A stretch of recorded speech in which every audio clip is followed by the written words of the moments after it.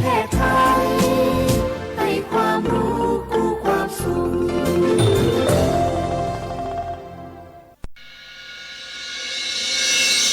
สถานีวิทยุกระจายเสียงแห่งประเทศไทยจังหวัดเชียงใหม่ AM 1476 กิโลเฮิรตซ์สถานีวิทยุภาคภาษาชาติพันธุ์แห่งเดียวในประเทศไทยที่มีความทันสมัยเชื่อถือได้สร้างอัตลักษณ์กลุ่มชาติพันธุ์สู่สากล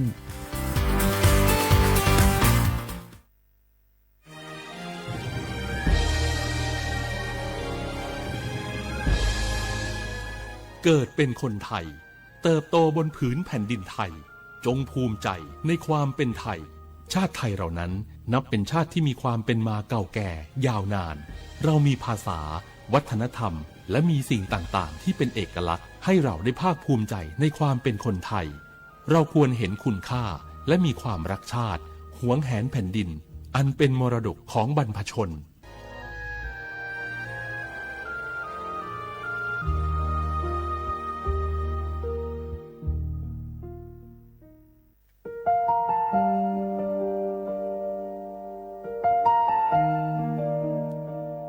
ขอน้อมเกล้าถวายอาลัยสมเด็จพระพันปีหลวงพระแม่แห่งแผ่นดินผู้ทรงเมตตาเหนือเกล้าขอพระองค์เสด็จสู่สวรรคาลัยข้าพระพุทธเจ้าข้าราชการและเจ้าหน้าที่สถานีวิทยุกระจายเสียงแห่งประเทศไทยจังหวัดเชียงใหม่กรมประชาสัมพันธ์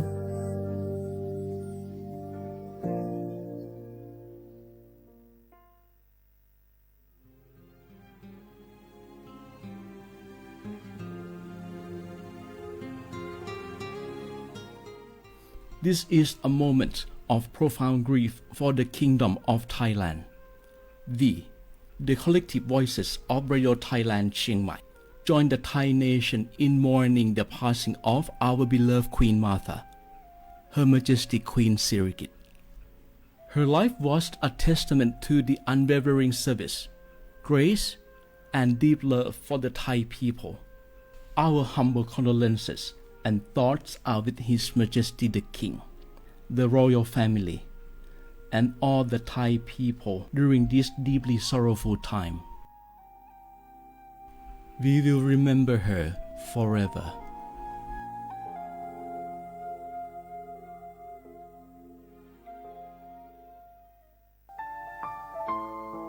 เฮาข้าพี่น้องเจ้าคือไตมีตั้งหม่องเจออันเจ้านางหอคำสมเด็จพระนางเจ้าสิริกิติ์พระบรมราชินีนาถพระบรมราชชนนีพันปีหลวงเลยเข้าสวนหมักหักคำนนเพกว่าย้อนสู้เก่าตึงปันเฮาวิเย็นขวัญเงาเจ้าเฮาข้าฮอดถึงตีสุคติกัดเย็นเสกำเฮาข้าพี่น้องก้นคือไต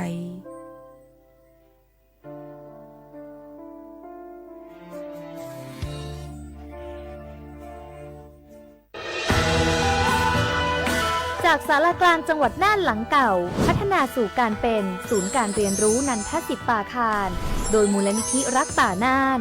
นับเป็นพระมหากรุณาธิคุณที่สมเด็จพระกนิษฐาธิราชเจ้ากรมสมเด็จพระเทพรัตนราชสุดาสยามบรมราชกุมารีได้พระราชทานนามนันทศิษย์ป่าคารอันหมายถึงอาคารแห่งความรู้ทุกแขนงของจังหวัดน่านภายในประกอบด้วยห้องนิทรรศการเฉลิมพระเกียรติรัชกาลที่ 9 แสดงพระราชประวัติและพระราชกรณียกิจของพระผู้ทรงเป็นพลังแห่งแผ่นดินและต้นแบบของความเพียรรถพระที่นั่งอนุสรณ์แห่งการเสด็จเยี่ยมราษฎรในถิ่นทุรกันดารทั่วทุกภูมิภาคของไทยพิพิธภัณฑ์ศาลากลางจังหวัดน่านความทรงจำของอาคารหลังเก่าและการอนุรักษ์สิ่งสำคัญของเมืองน่านเทคโนโลยีกับมนุษย์จุดประกายความคิดสร้างสรรค์สู่การสร้างนวัตกรรมในอนาคตน่านซิมูเลชันแนวทางจัดการขยะที่ยั่งยืนเพื่อตระหนักถึงผลกระทบต่อสังคมเศรษฐกิจและสิ่งแวดล้อมห้องสมบัติน่านย้อนรอยสู่อดีตและความรุ่งเรืองของนครน่านผ่านเงินตราเครื่องเงินและผ้าทองเปิดให้เข้าชมฟรีไม่มีค่าใช้จ่ายตั้งแต่เวลา 9 นาฬิกาถึง 17 นาฬิกาหยุดทุกวันจันทร์และวันนักขัตฤกษ์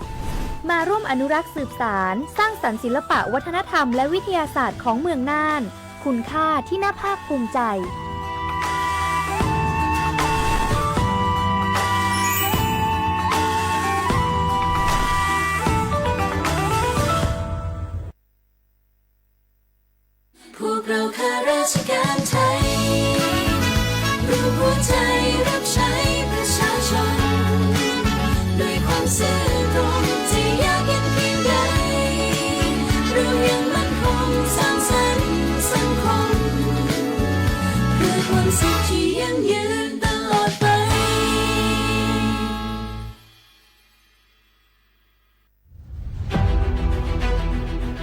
จังหวัดเชียงใหม่ขอความร่วมมือทุกภาคส่วนงดการเผาเพื่อลดปัญหาหมอกควันและมลพิษทางอากาศจากการเผาป่าและการเผาเศษวัสดุทางการเกษตรตามประกาศมาตรการสำคัญเพื่อควบคุมการเผาในพื้นที่ต่างๆโดยไม่อนุญาตให้มีการเผาใดๆทั้งสิ้นเพื่อเป็นการลดมลภาวะจากฝุ่นละอองขนาดเล็กหรือ PM 2.5 ตั้งแต่วันที่ 1 มกราคมถึง 31 พฤษภาคม 2569 หากจำเป็นสามารถลงทะเบียนขออนุมัติผ่านระบบไฟล์ดีและเบิร์นเช็คได้ฝ่าฝืนต้องระวังโทษจำคุกและปรับหรือทั้งจำทั้งปรับจังหวัดเชียงใหม่ส่งเสริมการใช้เทคโนโลยีในการจัดการขยะและเศษวัสดุทางการเกษตรเพื่อลดการเผาในอนาคตและสร้างสภาพแวดล้อมที่ดีขึ้นในระยะยาวหากพบเห็นการเผาในพื้นที่ห้ามเผาหรือพบผู้กระทำความผิดสามารถแจ้งข้อมูลได้ที่ 053-112-808 หรือ 191 ตลอด 24 ชั่วโมง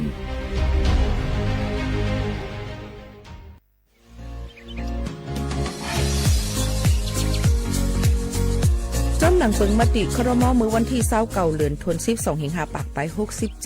ฮาฮิปเน็ตแกลิดปัญหาสถานะและสัญชาติคนอันอยู่ตั้งเมืองจึงไทยจอมมาตรา17นั่นตอนตาพี่น้องเฮาเขาอันเข้ามาอยู่ตั้งเมืองไทยหึงนั้นและมีไว้เขาจอมเปิงเฮากว่ายืนย้อนสถานะต่างดาวเขาเมืองถูกแม่นจอมเปิงไล่ตอนตาลูกอ่อนอันเกิดตั้งเมืองจึงไทยมีอำนั้นก็แม่มีไว้ทะเบียนประวัติบุคคลไม่มีสถานะทางทะเบียนอำนั้นไว้10 ปีถูกแม่นยาวในจึงเฮากว่ายืนย้อนสัญชาติไทยจอมหนังมาตรา7ทวิไล่พออยู่ตั้งกรุงเทพมหานครกว่ายืนไล่ที่สำนักบริหารการทะเบียนกรมการปกครองพออยู่ตั้งต่าง7วันในจึงกว่ายืนไล่จอมหนังวัดไว้อันเปิ้นออกปันเฮาขานั่นเข้าย้ำเหตุการณ์จอมหนังหลวงปองจึงต่อพอถึงวันที่29เดือน6 25ปากไป69ค่ะ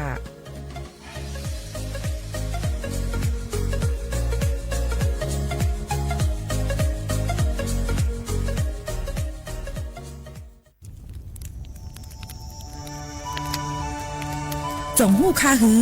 ก้อนโมก้อนไฟอันเผาอยู่ตีกลางป่างนั่นอ่ำเลยหายกว่าตั้งเลยมันเตเป็นฝุ่น PM 2.5 สีขึ้นมาเฮ็ดให้ป้ายอยู่ลีเฮาคาขึ้นในคาออลองลดย่อมปัญหาจึงไหนในอ่ำหยาบค่ะเนื่องแวอ่ำเผายุกยักเหมือไม่ต้นเยอต้นเข้ากับในให้ในสวนเฮาเปลี่ยนมากองไว้จ้อมกันเส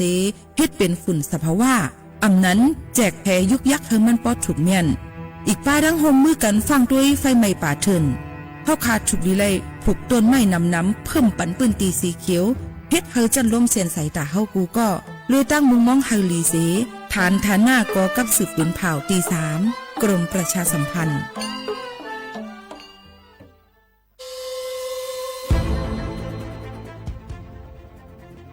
ย้อนผิดหมอกพี่น้องเขามาโฮมเป็นจุ้มเหลียวกันดังเจดอนเก้งใหม่โฮมกันแกลิดปัญหาไฟไหม้ป่าเถินหมอกก้อนก้องก้อนมูและฝุ่นเล็กๆ PM 2.5 ค่ะสั่งว่าทั่วพันไฟไหม้กับสืบกว่าตึงลาดไลตีอองตีแกลิดปัญหาไฟไหม้ป่าเถินและหมอกก้อนเจดอนเก้งใหม่หมายโฟน 053-112-808 ในค่ะเจดอนเก้งใหม่ค่ะออกปักเปิงหมายมีเฮกังแกลิดปัญหาหมอกก้อนก้องก้อนโมและฝุ่นเล็กๆ PM 2.5 เนื้อปืนตีเหลออันอ่ำเลยคว้างเฮาเผาผ่านมาดีแอปพลิเคชันไฟดีห้ามเผากำเร็วในนั้นค่ะอย่าไปเผาล้าอ่ำว่าได้เป็นตีกลางป่างอองตีห้ามเผาเกยยุกยักไม่ตอกกูอันในค่ะแต่เอาวันที่1เดือน1อิงเกรด2เหงปลาย26ต่อถึงวันที่31เดือน5 2เหงปลาย26ในผู้เหลอเผอเฮ็ดผิดปักเปิงเตญ่าตัวต่ำตั้งผิดจำหนังปักเปิงหมายมีกำเหลวในนั้นค่ะเลยตั้งมุงมองไฮลีเซห้องการฐานหน้ากอกับสืบเจดอนเก้งใหม่มาโฮมเป็นจุ้มเหลวกันดังเจดอนเก้งใหม่โฮมกันรักษาสภาวะฟิงตื้นเป็นเฮ็ดให้จันล้มถวยเจออันลีต้องฟ้าแสนเสออ่ำมีหมอกก้อนกองก้อนโม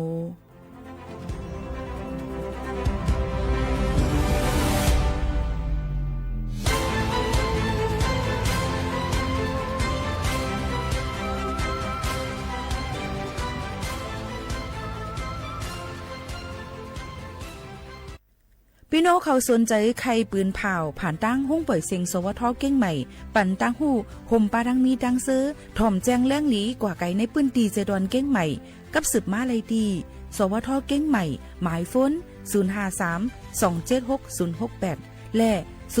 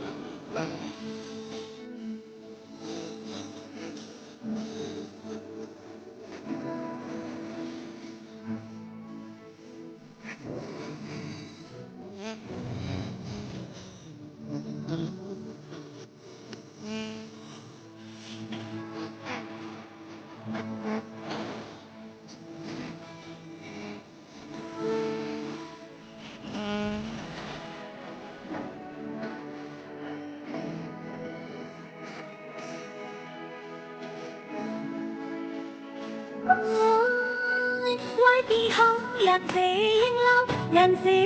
hông mưa tao đang mong cày ôi cho ta diện người mongวันนาđể bọc mơ để ăn mơ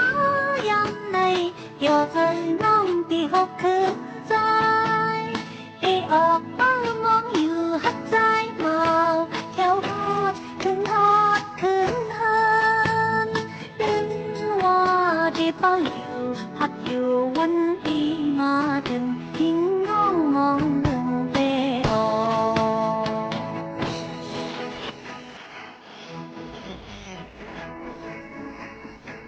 อันยงน้องอ่อนตัวไม่ไล่ทบทัน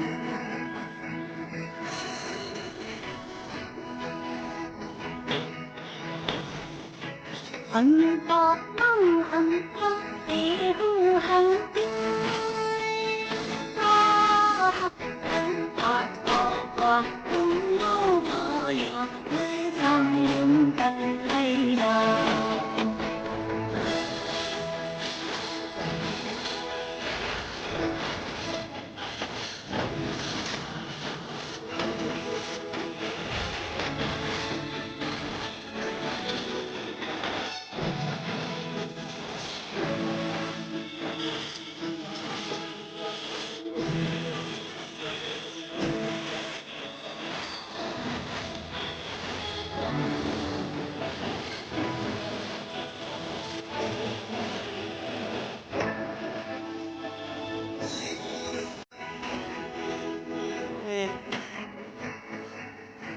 อันยังน้องอ่อนก็เทไล่ทบทัน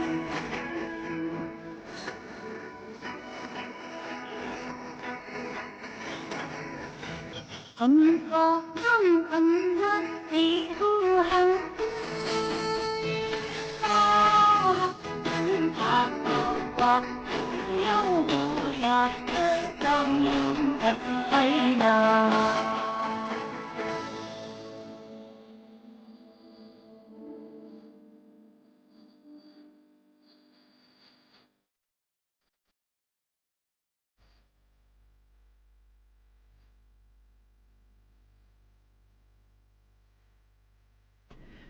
เหมือซุ้งค่าเหมือซุ้งพี่น้องพุงยินถ่อมเฮาคาทั้งเสียงกูเกาะกูก้นค่ะทบกันที่เนอตอนการห้องปล่อยเสียงสวทเก่งใหม่ AM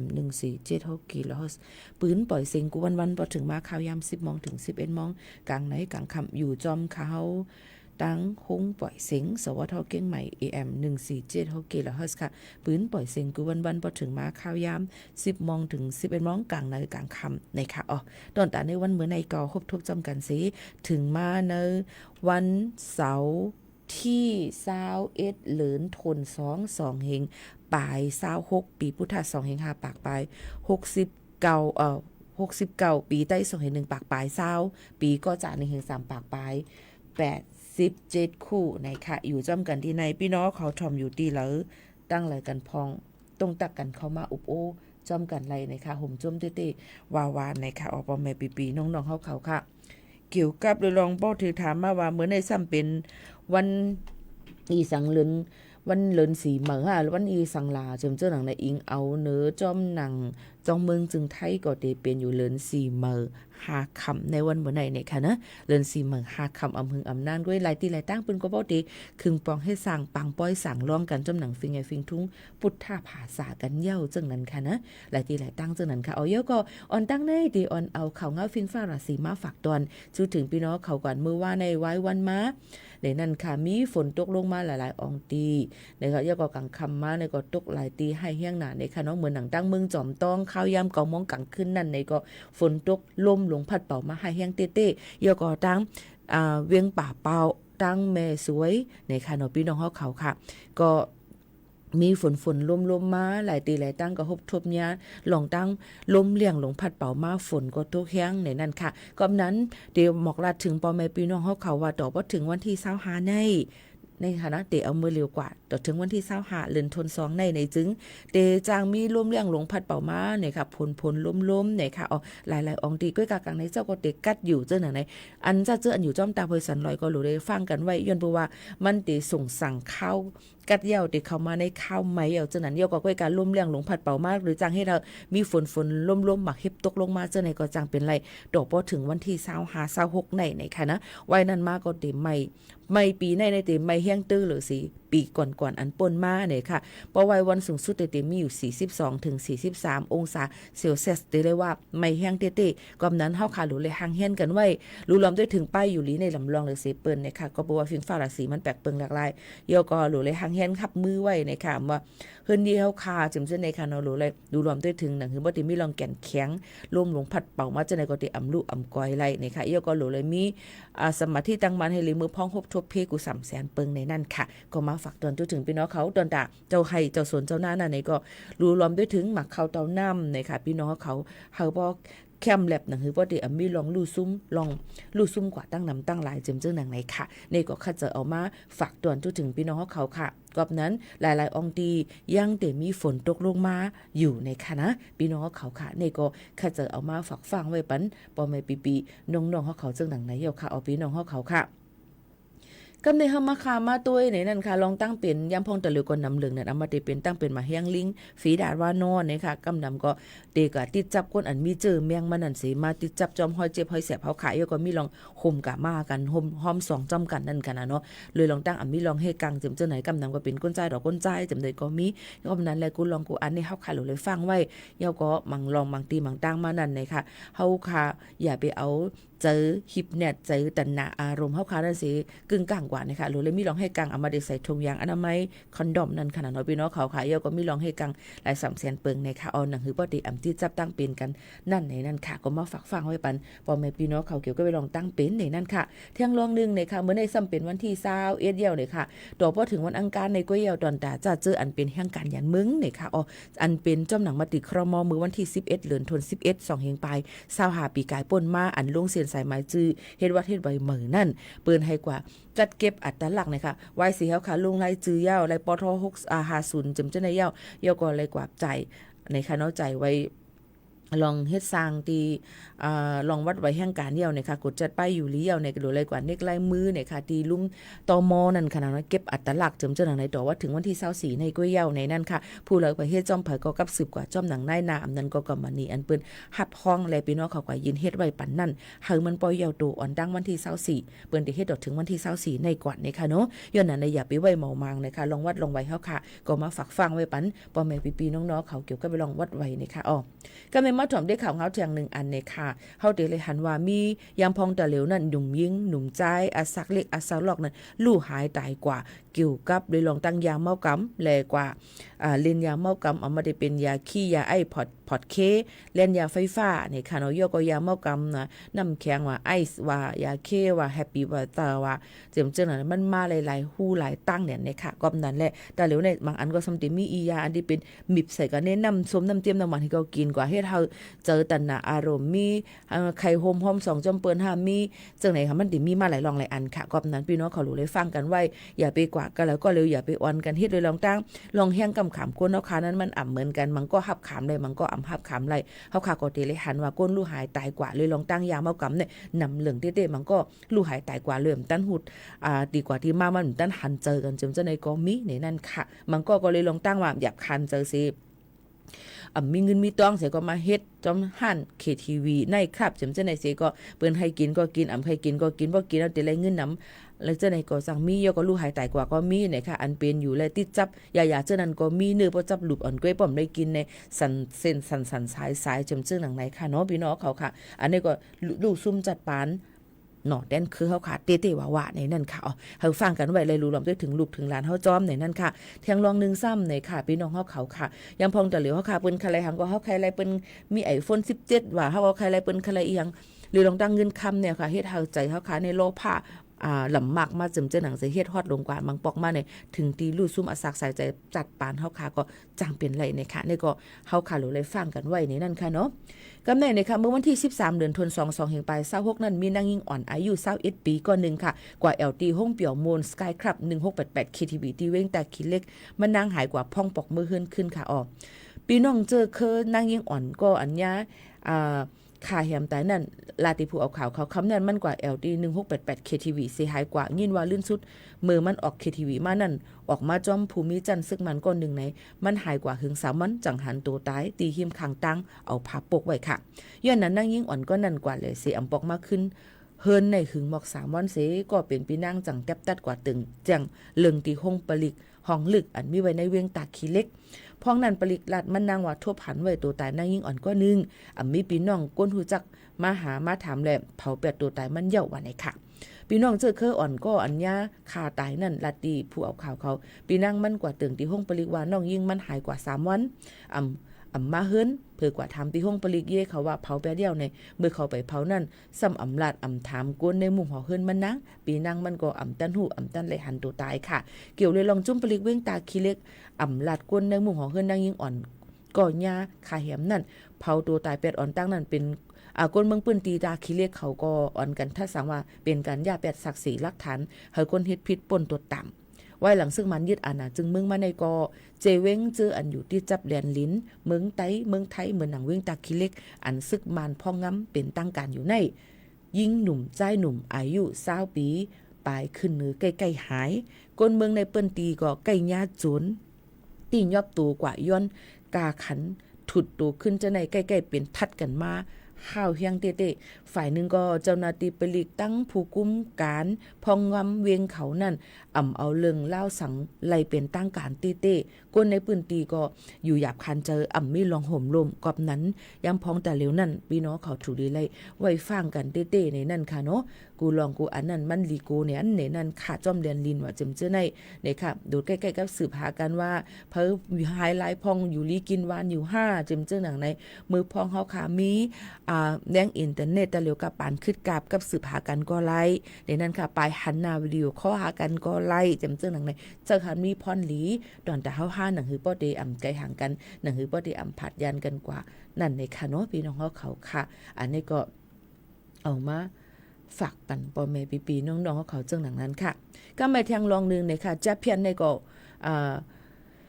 หายเลยสิปอกเฮียงเลยตึกมีอยู่คือในนั่นค่ะพี่น้องเขาค่ะในก็วานเฮาเมืองเฮาตาเหลียวนั่นในก็เตมีลำดึงนั่นมันก็ว่าตาเหลียวเตเลยหันตั้งสื่อออนไลน์หับแลกเงินปลอมอันนี้ผิดปักปึงเหี่ยวค่ะกะว่าแลกเงินปลอมมันก็ว่าหับซื้อเงินปลอมเอาซื้อการนายเอากว่าการนายอันนี้มันเป็นการหยอกแหลมใจแผ่นทางอันนึงเพราะเขาเลยเงินเฮาค่ะอันเตกว่าเหี่ยวนี่เฮาสมังเกิดคาเลยเงินน้ำนั่นสั่งละมันมีดีเลยเจ้าเลยค่ะเงินปลอมเนี่ยย้อนนั้นผิดตัวตามคณะก็นั้นอย่าไปกว่าตกลอกไล่เขาเนี่ยค่ะย่อก็เทียงอันนึงเหตุการณ์ที่เฮ าแลเนี่ยก็ก้อยการหลุเลยลงตื้นล่างคานายก่อนเพราะลุงคานายมือใหม่ๆเปิ้นปั่นเฮาออกปั่นกว่าน้ำเมียนคานายก็หึงๆมาเนี่ยเปิ้นเอากะเนี่ยค่ะเสียงนำกว่าจึมจังได๋ก็มีมาเลยลองตั้งว่าอุบกุมกันเป็นก็ฮักกันเลยมาตั้งข้าวตั้งหลายๆเดือนเป็นปีมันเนี่ยลื่นสุดมาก็เปิ้นก็เกี่ยวเอาเงินเฮาขากว่าจึมจังได๋ก็มีอำมาก้นยิงอำมาก้นใจอำมาก้นเฒ่าอำมาลูกอ่อนมีหมดในนั้นค่ะมันดิมีมือมีปอกมันในนั้นค่ะเยาก็ฮับซื้อโคกของมือ2ฮับซื้อจังนั้นจังไหนเจ็มจังไหนหลู่เลยฟังกันไว้เยาก็การส่วนห้วยการส่วนห้วยเอาขายตั้งขายออนไลน์เนี่ยค่ะบ่สูมาเฮ็ดการเข้าการนายบ่สูซื้อการนายสุดได้เงินทุกการนายจันสุดได้การนายเนี่ยค่ะพี่น้องเขาค่ะจ่องฮู้ค่ะคือว่าเปิ้นมาส่วนห้วยหมู่เขาโน่นในหลายกรณีนั่นกูอันน่ะถามมาเฮียงเลยเฮาซ้ำอำเฮ็ดล่ะก็ย้อนเปิว่าเฮาฮู้พรปากมันเป็นจังหือเฮาเคยซื้อใจเฮาซื้อใจค่ะก็กะอำต้นกับส้นห้วยเปิ้นว่ามากันในแหละสู่แต่ละเงินค่านายสู่แต่ลงตื้นลัง 10,000 บ่10,000นะเดี๋ยวยาว100,000สู่แต่ละจันค่านายนี่กวนอันอยู่ตั้งเหนือเฮาค่ะก็ค่ะมันเตเลยน้ำอันเฮาเจอในตึกคัดใจเฮ็ดสร้างมันก็ขายตีดินขายเฮือนขายหน้าขายรถขายกาขายวัวขายควายมาลงตื้นลังให้ไหนอ่ะก็ไม่ห่ำมีลังการต่อยอดแท้งมีลังการหมอกะส้นห้วยเปิ้นเห็นจังอ่ะขายจังเลยซื้อของเมื่อไว้ทั้งเมืองเฮาโหน้ำค่ะเนี่ยต่างรถเมื่อเป็นลำรถลงเมื่อไหร่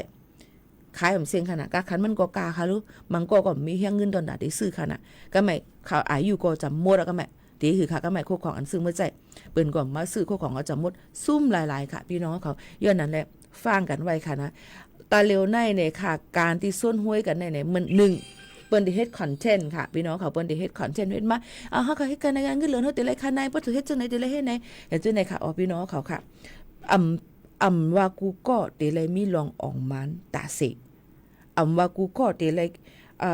เต็มทนอยู่ตาเสย้อนนั่นแหละพี่น้องเขารู้เลยมีลองตั้งค่าใจก็เฮาซ้ำกัดแขนฝ่ายแล้วเฮาซ้ำหมอลงตื่นล้างจึงหือเฮาซ้ำมีเอ็นแห่งเหตุการณ์จึงหืออันลำลองเลยที่สุดนั้นเฮาทำเกียกนาการจึงหือนั่นไหนค่ะอย่าหมั่งเก้อก็ว่าเฮ็ดอันในอะไรค่ะนายบ่แทงซื้อมาแทงมหมื่นชุดได้ไรแทงแสนบ่ซื้อลงตื่นล้างแสนชุดได้ไรเป็นโหล้านจังจังได๋มันอำไรมากง่ายๆค่ะพี่น้องเขากับนั่นแหละใครย้อนฝากฟังไว้ปันพ่อแม่ปีน้องๆเขาในนั่นค่ะเอาให้อ่อนกันคัดเจอในนั่นค่ะโยก็แทงลอง1ย่ำพ่องแต่เหลียวอันเฮาขาดถูกดิเลยปันเฮียงเจอกันนั่นนี่ค่ะพี่น้องเขาก็เตเลยมีเหมือนหนังว่านาการอีสังเสมว่าพวกเผยเฮ็ดในเฮาเลยปันแห้งเจอกันค่ะในพี่น้องเจอคือเฮาในเกาหลีในพี่น้องใต้เฮาในเกาหลีนะคะเผยมีนาการอีสังเสมว่าพวกเขาเฮ็ดกว่านั้นนี่ค่ะปันแห้งเจอกันในนั่นค่ะเนาะโยก็เฮาก็เลยตัวป้อมันมีพรหลีนี่ก็เฮาก็ซื้อเจอนั่นค่ะนะเฮาก็เจอกว่าจิมเจอหนังในค่ะเนาะบางอันมันตาบโลกาคันใหญ่ก็ไหลมันตื่นมีพรหลีตอนตาเฮาค่ะในค่ะนะพี่น้องเขาค่ะอันนี้ย้อนฝากไว้ปันพี่น้องเขาเจอหนังในค่ะเนาะโยก็กูอันมาอันวังก็ว่าป้อมันกาในอำลีก็เจอปีโมคันว่ามันต้นเจออีหังดีกะคันกาเฮียงป่นตีเนียนเพียวนะมันก็ว่าป้อว่าในเฮาหลูเลยซื้อกะคันอันอยู่นอกเมืองเนี่ยจงฮู้ค่ะเครื่องเจอสกินแคร์อันต้านนาอันอยู่นอกเมืองนั้นมันก็ติ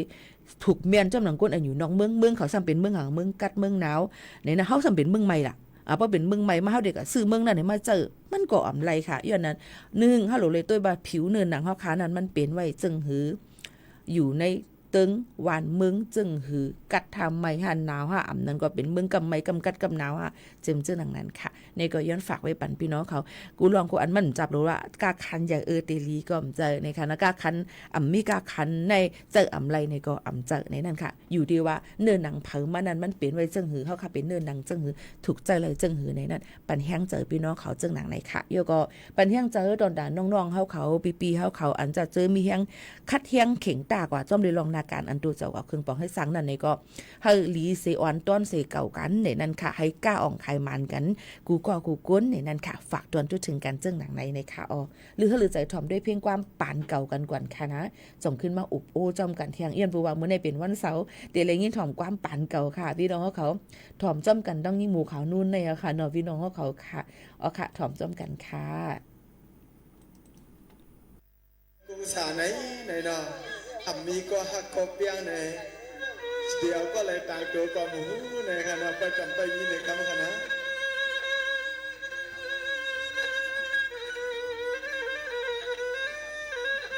สาวาเย็นก็ยินเอาลอยหน้านามวยน้อยอยู่ทางเมืองดิ่ง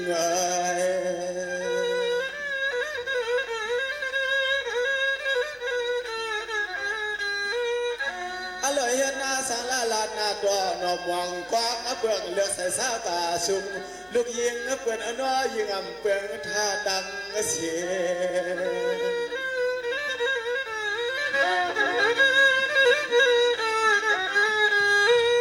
เกียงนอนอนในยอดพวยเปียงยักตามูตัวไอ้เมื่อคืนนักเรียนวันเที่ยวทุ่งเมืองเฮา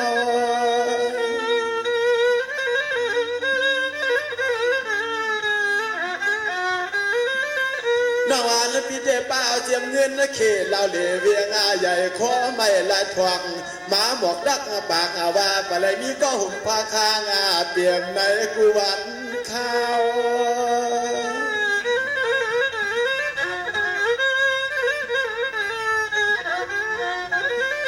ฮาวาปีก็เลยเมากับชัวมาเลือกหน้ายิ่งเราต่างฮักอามาจีบอกว่าวันน่ะผูกเสียงน้องนางบอกเมื่อภายเมืองขี่สายพี่จะเลยเล่าเหลี่ยหาน้องเฮือนห้องเฮือนหน้าใจเฮือนเหนื่อยเย้านะ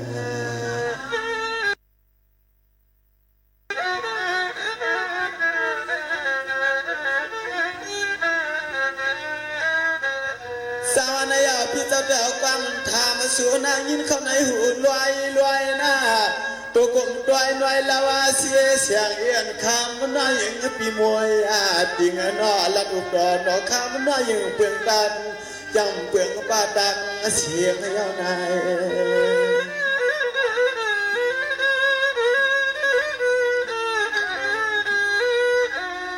ฮาว่าปีมีนามาใจห้องพวกนานอเขาปีมีน้ำมาใจห้องพวกลูกมาเลยน้อสวยพาบอกของเฮือนเอาไว้หอมโอเคในเมื่อได้ให้เป็นกุศลตังตัวในปี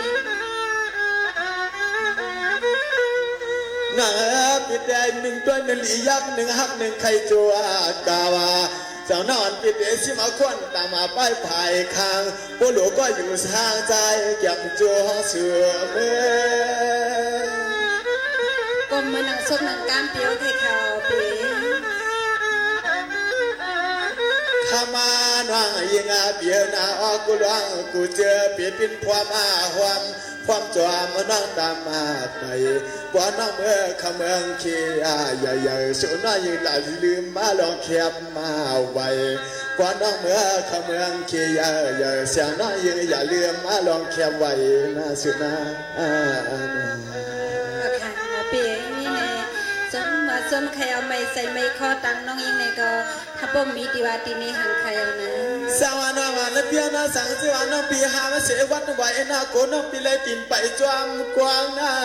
กวางน้องปีเมื่อยรวมคลองปากัดเป็นวัดเป็นอ่านปิ่มจอมหันยิงเล่าและเจ้าปีมาจวงเกี่ยวไว้เอดูเสือ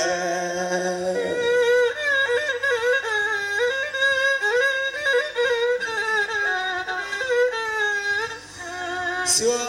คำน้องยิงเลี้ยงมวยน้องขึ้นหลับด้วยเลยนอนน้ำใจน้ำคอเล็กช้อนน้องมีเสียงหืนหนึ่งใจปีย้อนเปลืองสู่ลำความฮักสู่พอยไปมองผ่านคณะปีน้าปิดแออยู่ในเสทวงกวนเสียน้องขึ้นก่อยหมอกลาบหน้าหมอกลาบอย่าให้ตังหักขากัดเองขยานเปลืองติงลอย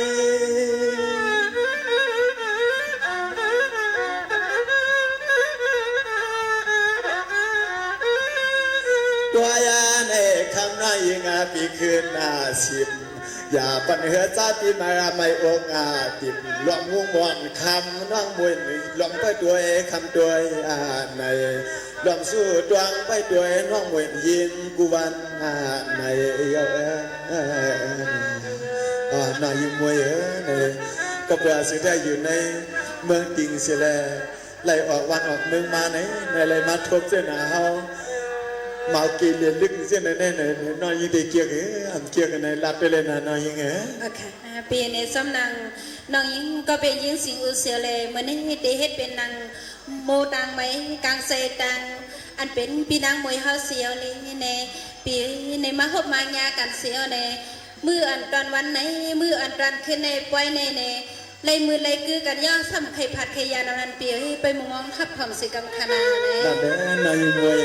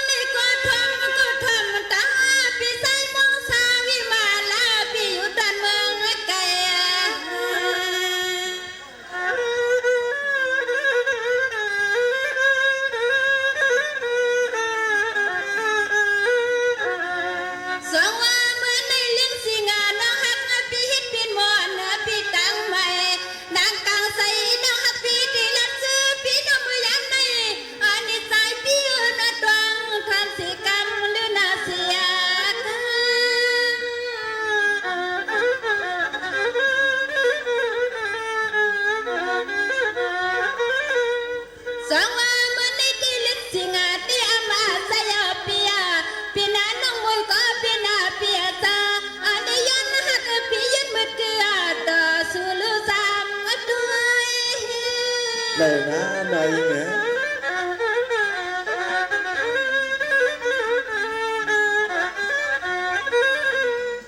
สายาก็เป็นเปีย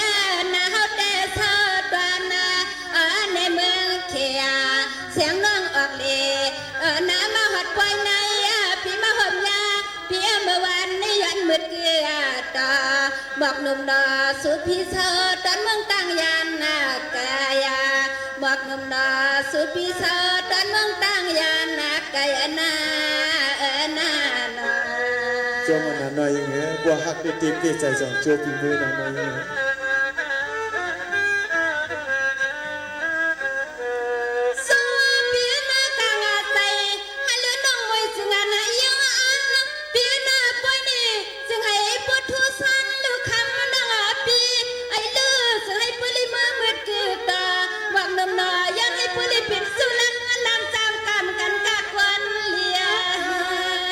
หน่อยเนี่ยก็ต้องเตมา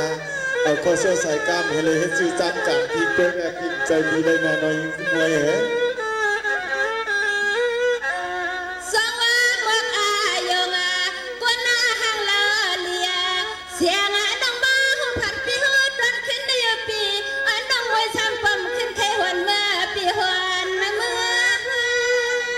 จงมันนะ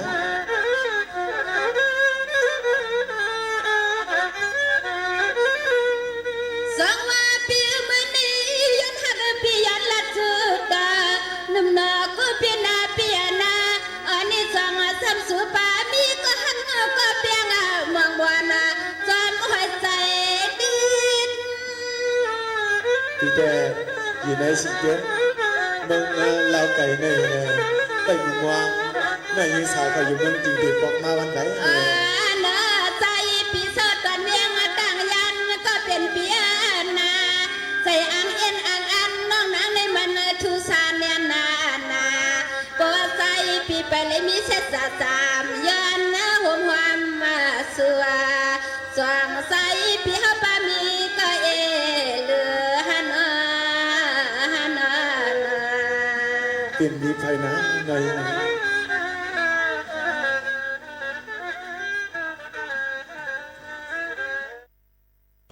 อ๋อค่ะพี่น้องเขาค่ะเลยทอมกับอิดออดเนี่ยค่ะหน่อยย้อนปูว่าความปานเก่าในมันยาวเนี่ยนั่นไปเย่าเนี่ยนั่นค่ะก็มาฝากเตือนถึงพี่น้องเขาเนี่ยค่ะเป็นใจวีหมาล่าแลดังนางจิงอู้ห้องหมักกันไว้เนี่ยค่ะเอามาฝากเตือนถึงพี่น้องเขาให้เลยยินถ่อมดังห้องปล่อยเสียง AM 1476กิโลเฮิรตซ์เขาค่ะดีในเนี่ยค่ะมันก็ว่าพี่บัวเขาเนาะนำเหตุการณ์ที่วิทยุเยาห้าค่ะก็วิทยุห้องปล่อยเสียงก็นั่นแหละภาษาความใต้ก็เดี๋ยวว่าห้องปล่อยเสียงนั่นขนาดเนาะวิทยุเนี่ยได้เป็นความไทยเนี่ยค่ะเรดิโอทำเสร็จเป็นความอังกฤษย้อนนั้นเลยค่ะก็คัดเจอหมอกลาดมันว่าฮบทบจำกันที่ห้องปล่อยเสียง AM 1476กิโลเฮิรตซ์ FM ค่ะสี่บ่ลาดว่า AM เย่าเนี่ยค่ะเนาะ AM 1476กิโลเฮิรตซ์นี่นั่นค่ะกูวันๆค่ะกลางค่ำจงจัดค่ะบ่ลาดว่า 10:00 นถึง 11:00 นกลางเนอะเลยกลางค่ำ1วัน2คราวลาดไว้อยู่ในค่ะเนาะบ่ว่าพี่น้องเขาคัดเจอถ่อมได้ก็ดีป่องเจอยกอตีหูข้าวยำมันแล้วค่ะจัดในอยู่เนี่ยค่ะปืนเปิดเสียงมาตีในเข้าตั้ง16ปีปลายจำ17ปียาวพอถึงมาเรือน6ในเดถึง17ปีตับทำอายุซักเอานะคะเนาะทางปดถามถึงอายุซักนี่นำเฮี้ยงเนี่ยแล้วค่ะพี่น้องเขาในก็มาฝากตอนถึงกันจังไหนกำเนิดเขาคำมาถ่อมด้วยลองตั้งสีลองอันเตเฮ็ดให้เขาในอ่ำถึงยังหมายไรเดี๋ยวมีลองตั้งจึงหือพองหลามาถ่อมจำกันค่ะ1อันติอำเฮ็ดแล้วถึงยังหมายค่ะนะพี่น้องขอถ่อมดีๆเนาะ1ถ่อมเอาขอความกวนตั้งนอกถ่อมเอาเสียงโหใจตูเจ้าเก่าย้อนกูว่าลองอันตูเก่าเฮ็ดสังนั่นติถูกตั้งกวนไผนอกนั่นเซเนและฮัดเฮ็ดสังจอมลองยังอันตูเจ้าเก่าจึงแต่เฮาติถึงยังหมายแล้วนั่นก็ตื้นติถึงไหลค่ะข้อที่2มีลองมันเจอเนื้อเจ้าสักนูดเนื้อตูเจ้าเก่ามียังอ่านไว้เสซ้ำมีลองเจอกูแฮแลมันเจอเนื้อตัวเจ้าเก่าในจึงแต่ได้ถึงไรยังหมายนั่นตื้นถึงไรย้อนเปิ้นนั้นเฮาหลูไรมีป้าลองมันเจอเนื้อตัวเจ้าเก่ารู้กว่าข้อที่3ค่ะมีลองเย็นกันมีเยื่องหมายไว้เสสังว่ามีลองเย็นกันในข้าวตั้งเฮาอย่างไปกว่านั้นในจึงตาเตถึงไรเยื่องหมายนั้นตื้นเตถึงไรก็ว่าในข้าวตั้งเฮาไปกว่านั้นเตมีลองตุกหยับตั้งน้ำอันเฮาติเลยทบย้อนนั้นมีเยื่องหมายยก่อหลูเลยมีป้าลองเย็นกันค่ะข้อที่4ค่ะมีตั้งเสื้อจอมเหนือเส้นตั้งอันตูเจ้าเก่าไปย่างอยู่ ดีเตมันอันลองใหญ่หรือเสเปิ้นเสียเยี่ยงหมายตูเจ้าเก่านั่นเป็นเนื้อเซียนตั้งอันตูเจ้าเก่าตึกยางไปก่อนนั่นในคาออสังว่าเฮามีตังซื้อจอมเลยลองอันเฮาเฮ็ดสร้างแลเนื้อเซียนตั้งอันตูเจ้าเก่าตึกไปกว่าอยู่นั่นในจึงเฮาเตนานถึงเยี่ยงหมายเสกามังเผาเตถึงก็จังเป็นไรก็ว่าลองตีเฮามีตังซื้อจอมลองอันเฮาเฮ็ดสร้างนั่นมันหมายถึงว่าเยี่ยงหมายอันเฮาตั้งไว้เจอตีอันเฮาใครกว่าถึงเต้ย้อนเปิ้นนั้นสังว่าเผอก็เลยมีเยี่ยงหมายไว้อยู่โลถามตัวเจ้าเก่าให้เต็ดตัวว่าเยี่ยงหมายนั่นจ่องเจอตีอันเฮาใครกว่าถึงไรเต้นั่นอยู่หือสังว่าเฮาเลยขอตอบว่าเจอเย่าในจึงเฮาหลูมีลองมันเจอเนื้อตัวเจ้าเก่าและมีลองตั้งหัดหารโยก็มีลองเย็นกันเสคัดเจอคึงปองให้สร้างกว่าวันหนึ่งตื่นเด็ดถึงเยี่ยงหมายเฮาใครอยู่ห่างค่ะอันนี้ก็ออกมาฝากเตือนถึงพี่น้องเขาให้แรงยินถ่อมจอมกันจึงหนังไหนในค่ะพี่น้องเขาค่ะยุ่มย้ำว่ามันก็ได้เป็นพ่อนลีตอนตาปอแม่ปีน้องเขากูกวนนั่นค่ะตอนหนังสังนกก้วยก็อันมันมินกว่าจับติกิ่งไม่แห้งนั่นค่ะนะจะว่ามันยุ่มย้ำเนื้อกิ่งไม่ว่าติฮักมันก้วยยุ่มย้ำเนื้อปีกมันแลมันจ่องมินกว่าจับนั่นก้วยค่ะว่ากิ่งไม้นั่นตีหักเป็ดก็เย่ามันตึกมีปิกตาตีปึงอิงแทงอยู่ค่ะก้นก็หนึ่งอันไปกว่าจอมเซนตั้งเยื้องอันตู่เจ้าเก่านั่นก็ตอนหนังนั้นเย่าค่ะเจอย้อนเขาหยุ่มย้ำว่าเซนตั้งอันเขาไปกว่านั่นตีเลยทบลองตุกลองหยาบอีสังเขาก็หยุ่มย้ำเนื้อตู่เจ้าเก่าเขาแลเขาจ่องสืบไปกว่าเลยกุ้ยว่าเซนตั้งกว่าตั้งนานนั่นตีเลยทบลองสังกะเย่าเขาตึกมีโตเก่าตาได้ปึงอิงเขาอยู่กอบนั้นลองยุ่มยำเนื้อตัวเจ้าเก่านั่นก็มันเป็นเส้นตั้งอันหนึ่งตาได้อ่อนเฮากว่าถึงไรที่เยื่องหมายอันเฮาใครเปลี่ยนนั่นไหนค่ะเนื้อเส้นตั้งอันตัวเจ้าเก่าไปกว่าอยู่นั่นมันตื้นเตมีลองหยาบแลลองงายโลแลกันกว่าส่วนเข้าล้อกันกว่าอยู่เย้าค่ะเมื่อพ้องเฮาทบลองหยาบนั่นสั่งเฮาหยุ่มย้ำเนื้อตัวเจ้าเก่าแลย่อมซุ่มเสสืบต่อสู้กว่าป้อในจึงเยื่องหมายอันเฮาตั้งไว้นั่นก็หึงนั้นเตกว่าถึงเลยอยู่ห่างค่ะย่านั้นลองหยุ่มย้ำเนื้อตัวเจ้าเก่านั่นเตอ่อนเฮาค่ะกว่าฮอดถึงเยื่องหมายหนังกลางใจเฮาค่ะเยื่องอันคะไรใครเป็นนั่นเตเต็มทนเลยอยู่วันหนึ่งก็วันหนึ่งมีแฮงแข่งตากว่าให้เลยกันกูก็กูกวนค่ะนะฝากตอนถึงพี่น้องเขาจึงหนังไหนหยุ่มยำมาเตมีนำต้อนพรหลีต่อพี่น้องอันพุงยินถ่อมเฮาเขาตั้งเสียงอยู่ในค่ะ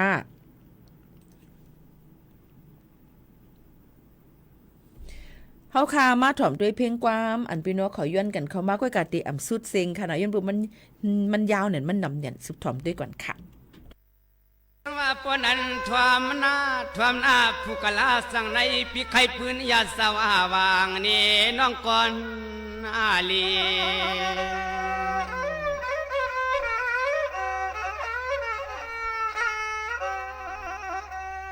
โอ้ยอันของเปิดสายปีขี้วันมันกูวันกูคืน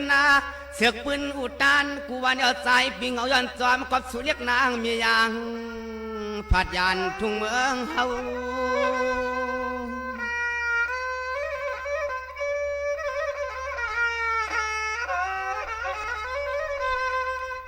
สังวาย้อนในก็เปย้อนเปิงเงินหวยสวยมามานโพดันกึ่งใหญ่ว่าถึงตีน้องปีมีเสกโคไม่ฮัดก่อห่างถึงตีอันน้องอ่อนปีป้านห่างเอียนเงินนางคำขับตามอย่างซอยผูกไว้ว่าน้องฮักปีป้อป่องเพียวทุ่งเมืองไทย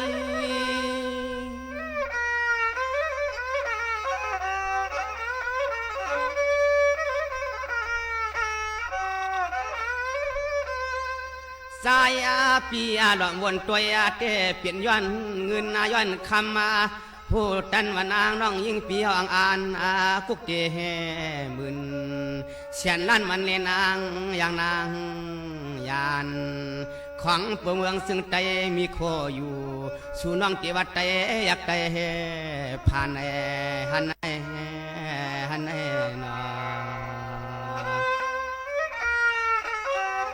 ย้อนเงินวันนั้นถึงที่น้องทำบ่ได้ผ่านวันผ่านเมืองเตเนาะ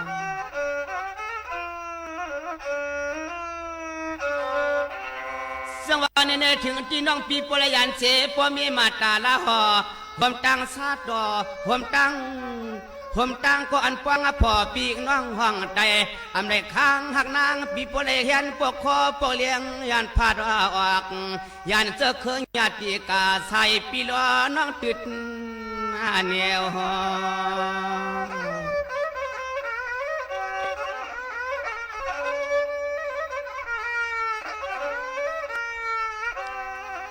วายนอเมียวในกัวยวนสุติคำสุรังว่างรังเงินรังคำวันเอกอเลี้ยวเกวกับกวนวังหักปีเมื่อในยาที่ยอกาดินทุ่งเมืองไทย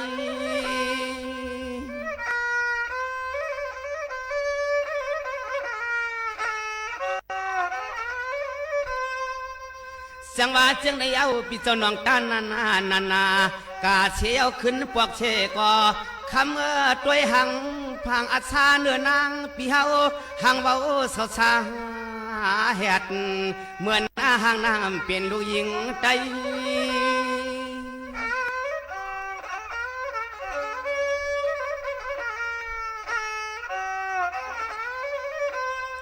โอ้ย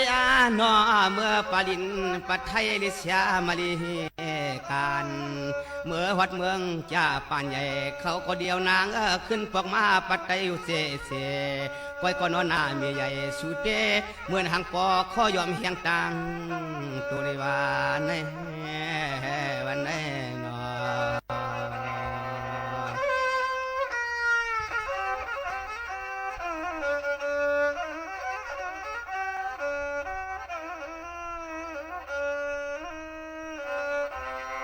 สังวานีกำพวงปอยเฮว่าฮัลโหลตังเปลี่ยนหมวกเข็นปานความรวมดูซ้ำตัวอีกก็ยังเสียงไอออกฮอกแฮกฮัลโหลพี่สั่งปีมายิงแจกตัวจับตัวนอ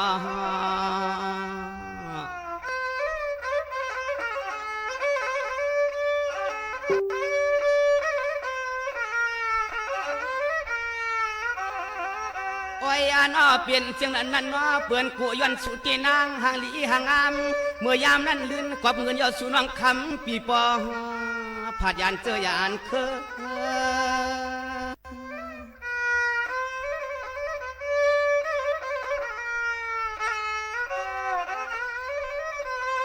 สังวานน้องอ่อนเปียนอ้อก็เปิดทางเรียกนาใครกัดเชียงภายหน้าปากว่ากะอำไรอำปอกถึงที่เมื่อป่าเมืองเปิ้นเสียวขึ้นหมอกเพียวรับเติงทุ่งเมืองเจ้าเก่าอยู่มองจอบเจอเปิ้ง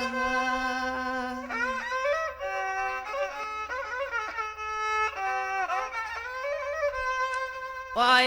นอคือในประวนความกับสู้ก็ลื่นนาย้อนเงินที่มันผ่านก็ไล่ดุกตายาปีไข่เล่าเล่กังกี่เมืองเปิ้นมาถึงกังกี่เมืองเปิ้นเมืองถึงยาวกว่าหนออ๋อค่ะพี่น้องเฮาเขาค่ะลมตุ้ยอมมองข้าวยามก็ปั่นกว่าเลยลองตั้งอ่ำเปิดเพิ่งในนั้นค่ะย้อนนั้นแหละเพราะว่าอมมองเฮาค่ะฐานมันมดฐานมันกอยในจึงมันได้กึดกว่าก้อยกับข้าวยามในอ่ำไปทาเฮาค่ะเหมือนกันค่ะตอนในตอนการเฮาค่ะที่ในค่ะอ่ำไข่ผัดก็ตื้นเตระยานเดียวค่ะนะเดี๋ยวย้อนผัดยานปอแม่พี่น้องเฮาเขามือกว่าก่อนส่งขึ้นมาฮบมาทุบจอมปอแม่พี่น้องเฮาเขาเที่ยงข้าวยาม 10 โมงถึง 11 โมงจอมหนังข้าวยามเมืองจึงไทยจอมข้าวผู้ปืนเผาและผู้จัดรายการยิ่งหมู่ข่าวนวลค่ะอ๋อเมื่อไหร่ขอบใจถึงกูก็กูกวนตีปันเฮียงมาอำมาได้เป็นในตั้งหลายสิอำว่ามึกพุกมาครบทุกจำกันเที่ยงเดียวก็โหคำมาไว้วันมาเฮาขาดได้ออกข้าวตั้งกว่าลงปืนตีดังบ่อสลีบันทุงดังเมืองฮอด7ดอนเก่งใหม่ย้อนสู้อย่าไปให้มีลมพัดเป่าอีหยังมาแทงเนี่ยมื้อหนังมื้อว่าต้องจมต้องในก็ลมหมักเฮ็บตัวกว่าผลลมๆตกมาหนำเตๆนี่ค่ะเนาะกำนั้นในพี่น้องเขาอยู่จอมตั้งนั้นนี่ก็ให้ฟังกันฟังอยู่ฟังกินกันจอมถ่อมได้ข่าวเงาให้คึดดันกันจอมค่ะเมื่อไหร่ผัดยันพี่น้องเขามือยาวค่ะมาซุงค่ะขอบใจค่ะ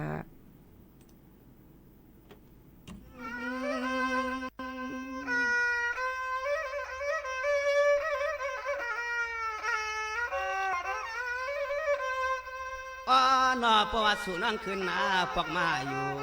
ซ้ำผู้ที่เกิดเก่าแล้วเที่ยวลองแค้นปังสายาตาเปิ้นตัวก็ขึ้นดีกว่าหนอ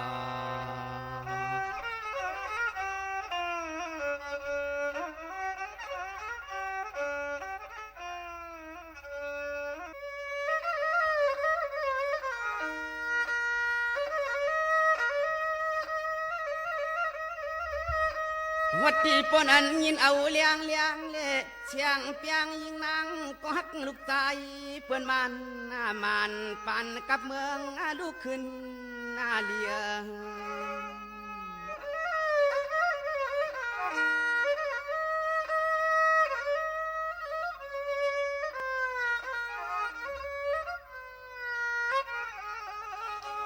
โอ้ยยานปีเมื่อไรก็ใจปีหันเรียกนางหางลีหางเล่าดวนเฮาตีหันเมื่อสู่เรียกนางอังเมื่อห่วมจอมเจ้าดวดเจ้ากาเมื่อไรก็นอชำปาเครื่องโคเครื่องเลี้ยงไปรวมพี่น้องทางในเมียวเวียงอันเขากูวันนาขึ้น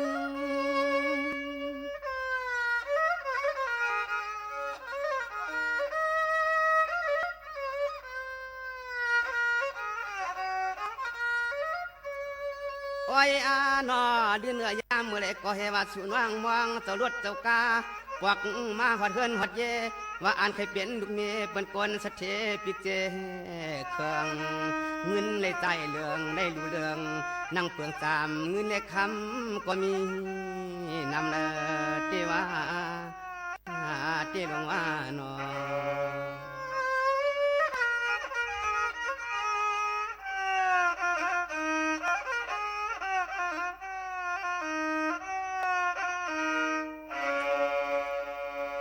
สหภาพยุโรปแล้วเปิดประตูสินค้าเกษตรไทยสู่ตลาดพรีเมียม 27 ประเทศ